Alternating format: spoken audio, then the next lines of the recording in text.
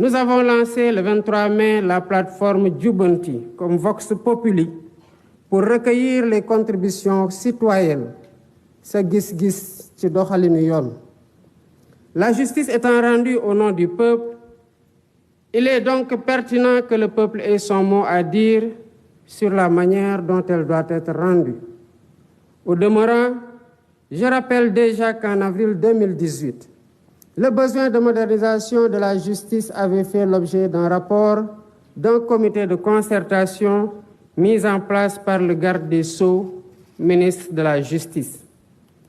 6 années après ces concertations, et après avoir été traversée par de violentes secousses, force est de reconnaître que notre système judiciaire a besoin d'une profonde refondation, que seule une approche inclusive permettra de réussir. Œuvre collective, démarche participative et exercice de co-construction. Voilà le triptyque qui doit guider notre action. Sous ce rapport, je voudrais particulièrement insister sur le fait que nous n'ouvrons donc pas ici un procès en inquisition pour désigner un ou des coupables à jeter aux orties. Il est plutôt question de tenir un débat lucide et serein, posé et apaisé, pour ausculter notre système judiciaire, identifier ses forces et faiblesses et rechercher ensemble les solutions aptes à refonder son fonctionnement et à améliorer ses performances.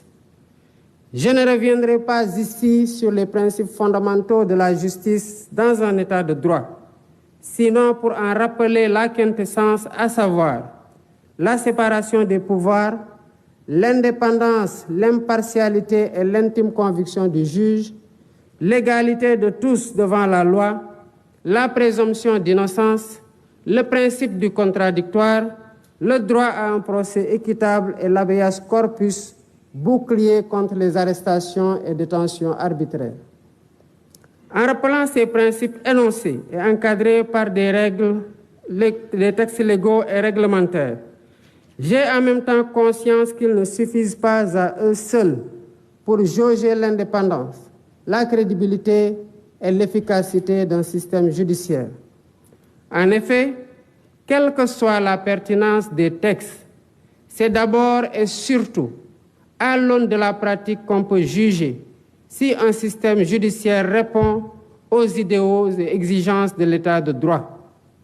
Voilà pourquoi, à travers ces assises, nous voulons interroger notre système judiciaire en revisitant ses règles et mécanismes afin de le perfectionner et le hisser à la hauteur des ambitions et aspirations de notre peuple.